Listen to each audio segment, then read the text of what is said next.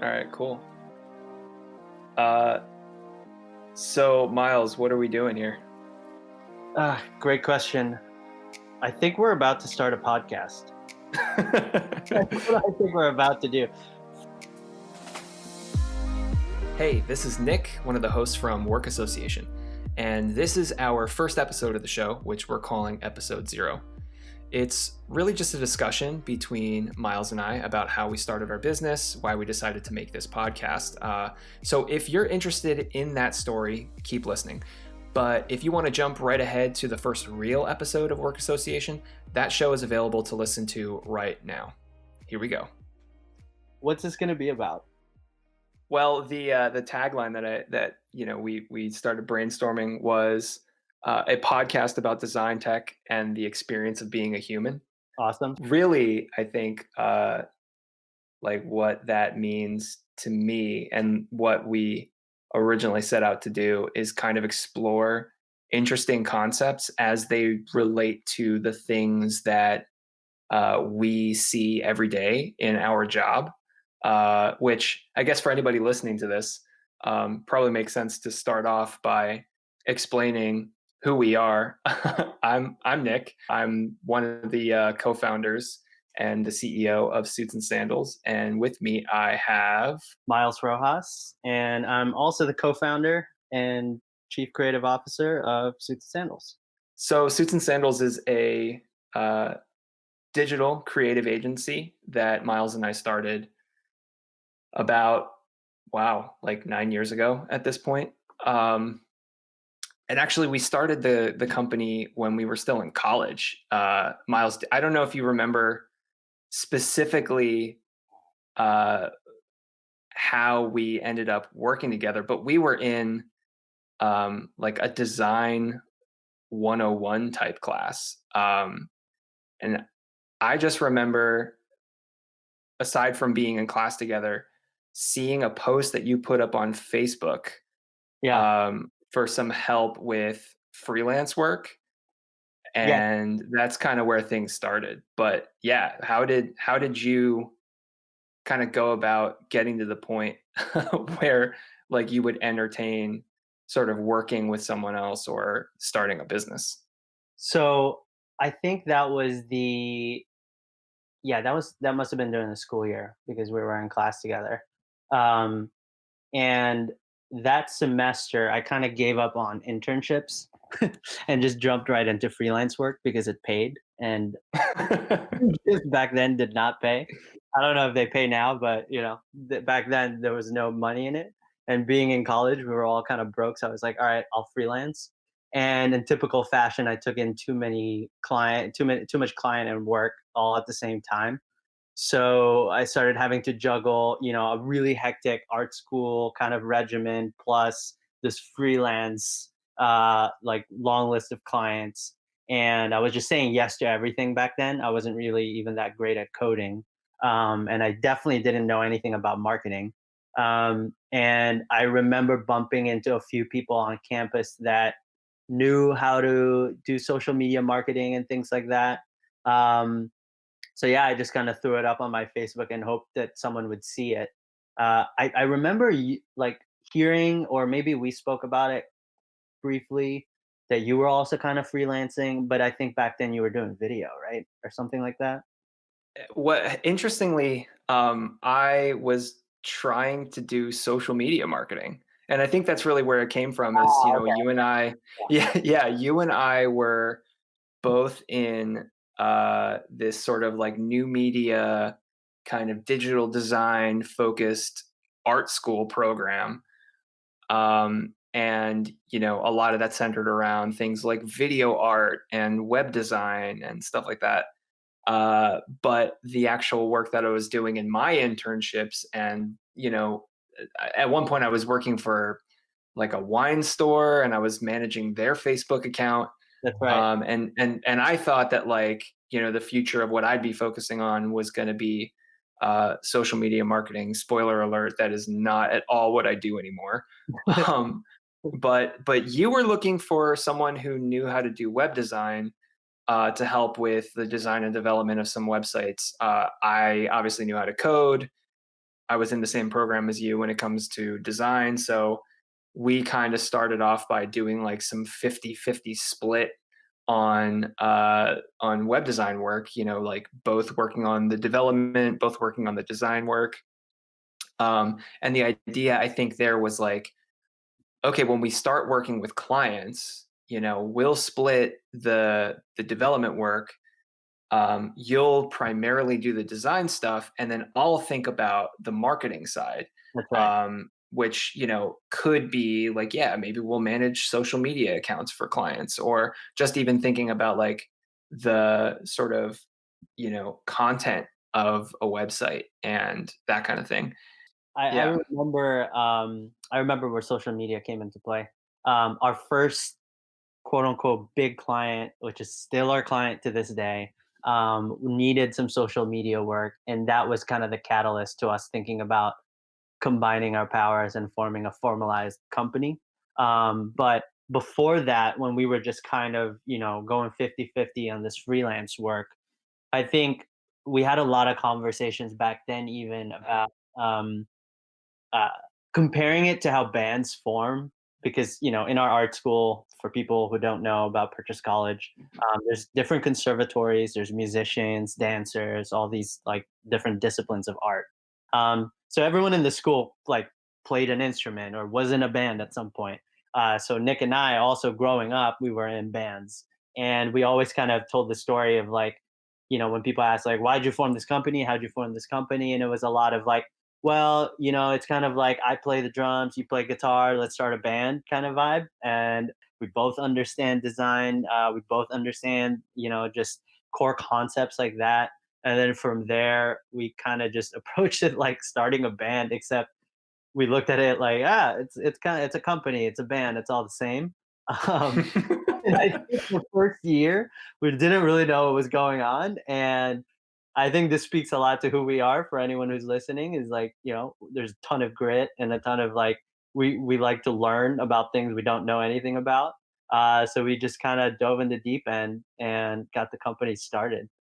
That's also like a really good segue into why are these two guys that started a design company 9 years ago making a podcast, and what's the podcast all about? Well, over time, we have basically transitioned from being just a web design company to being a company that is working with mission driven organizations, startups, nonprofit organizations, companies that are in B2B sales, companies that are in direct to consumer, e commerce. We're working with all of these different companies to help develop or refine their brands, to help them understand who their customers are, who their competitors are, develop a brand message and a brand voice and storytelling, and then taking all of that sort of strategic work and turning it into actionable,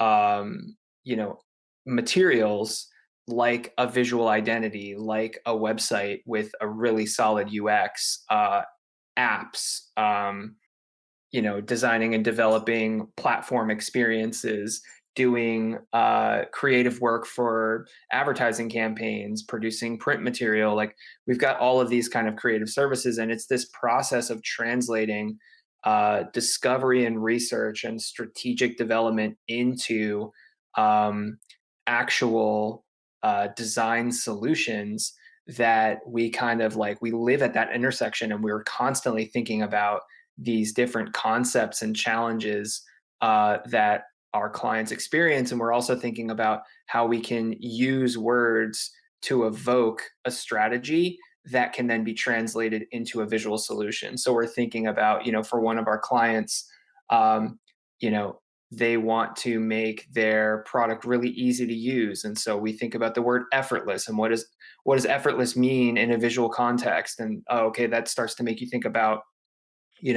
how water flows, and that's how we come up with a visual identity.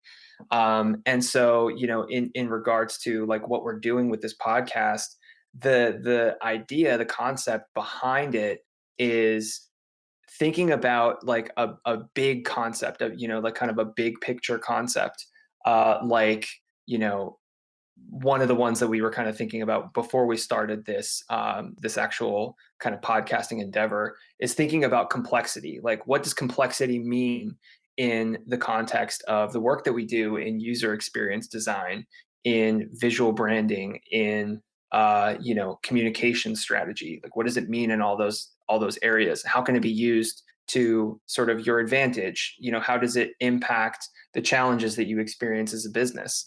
And so, like, we're kind of thinking of it from this perspective of telling stories about interesting things related to a particular word or a particular term in relation to the day-to-day work that we're doing and the things that we're seeing with our clients and that kind of thing.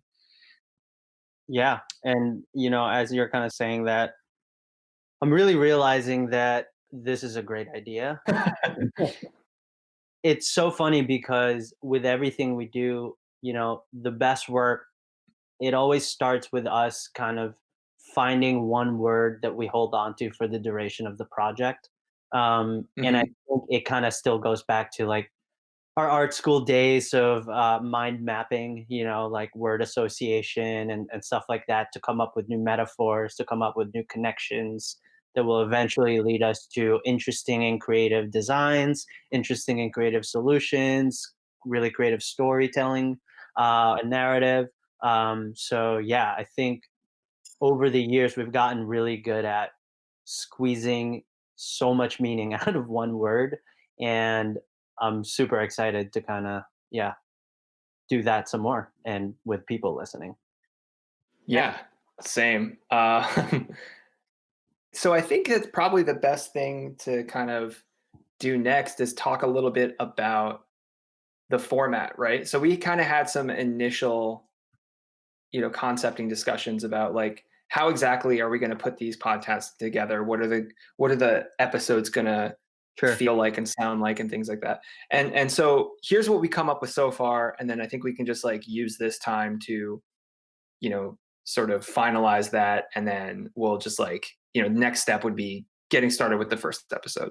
So the format that we came up with is um, each episode, one of the two of us is going to uh, come up with a word, and that word will basically be the topic or the word of the day, the topic of discussion for that particular episode. So if I come up with a word, it is now your job, Miles, to go out and do some research, Yep. find some interesting stories about that word as it relates to design, technology, UX, communication, all the kind of areas that we focus on in our day-to-day work. And then from there, uh, you would basically come back to the studio. Um, I say studio, but really we're each in our own houses, in our own home offices. Um, yeah, COVID times. But basically, yeah, you come back right with your research and information on hand. I have no idea what you're going to talk about, and you're pretty much going to just teach me about what you learned, and I'll react to it essentially. And then the next episode, we switch roles, right? So if you're the one who did the research, whatever research you did, whatever stories you found, the idea is that would make you end up thinking of a word. And then in the episode where you're sort of explaining everything to me, you'll then tell me what word came to mind for you. And it is now my job to go out and do research for episode two on that particular word. And then the cycle keeps going where we just switch back and forth. Um, and the kind of hope, the idea is that, you know selfishly for the both of us, like, this will be a learning experience where we'll both kind of grow and kind of understand the world of experience design, visual design, technology, and communication in a deeper way, which is something that we're always thinking about, just trying to stay curious and really, like, be on the forefront of design thinking as it relates to digital design. Um, and hopefully at the same time, while we're kind of like, you know, in this little echo chamber of teaching each other cool new things, you know, the audience that listens to it will learn something as well. So yeah, I'm really excited to kind of get started with the with the first episode. At this point, you know, we have not decided um, what the what the first word's going to be, or who the first person is going to be that's going to take up the mantle of doing the design research and the storytelling for the true episode one. So I guess we kind of need to. What do you think? We should be like rock paper scissors for this. Who's gonna do? Well, just Um, someone's got to volunteer, or I think because you explained it and seem to know most about this whole process, I volunteer you to start, and then so you teach me about it. so wait. You're picking the word and telling me, and then I go out and do the research, right? Yes. Okay. What do you think? Unless, Yeah. No, yeah. I'm down. I'm down. I'm down for the challenge. So, well, what's the word? Um, the word is trigger. Trigger. Wow. Okay. All Okay, right. and Yeah. it could. Well, I guess this isn't like I have to like have rules around it, right? I think it's just for you uh to kind of run with it. Yeah. Yeah. No, the only rule is that we are releasing these once a week, right? So we've got basically I now have a week to do this research.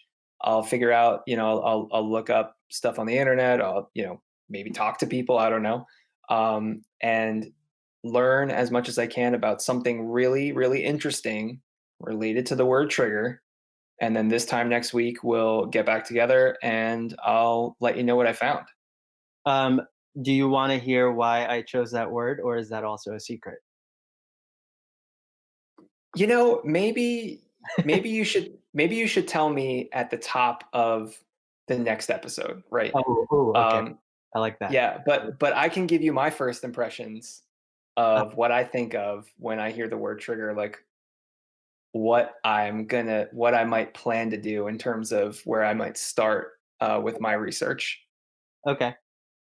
Um, so immediately when I think of trigger, I think of like marketing automation. So Oh, um, yeah, like a triggered message. So like when somebody goes to a website that has like you know, marketing automation software installed on it, something yep. like you know, we have clients that use SharpSpring. There's also probably the one that most people are familiar with is HubSpot. When a user goes to a website and they are browsing around, if the website knows who the person is because they filled out a form, they might take a particular action like viewing a specific page or something like that, and that can trigger an automation that Yep. sends an email or something. So, but I mean, like, you know, that I think at this point, like marketing automation is kind of a thing that's been around for a while. Um, I think most people in marketing know what marketing automation is to some I degree. would hope. Yeah. Yeah, yeah. So that might be where I start in terms of finding something really interesting about how triggered messages can be used, or maybe how they're misused. I don't know. I'll have to like see what's out there. Awesome. Well, I'm excited. We'll see Yeah. what you come up with. Yeah. Oh, you know what? I just realized I don't think that we actually said what the name of the show is. um, it's just like burying the lead for 45 minutes, right? Um, so the show is going to be called Work Association. And the you know, the idea there, of course, is it's all about word association, but it's related to the work that we do. Hopefully people don't think that's lame. It's okay. It'll stick. As long as we record like 10 episodes of this, I think people will just get used to it and it'll just stick. That's Yeah. So 101 right there. right. So goal is record 10 episodes without Yeah, failing. for now. Yeah. All right, that sounds good. Good luck with the research, and we'll catch up with everyone else who's listening then. Yeah. So I guess see you next week. See you next week.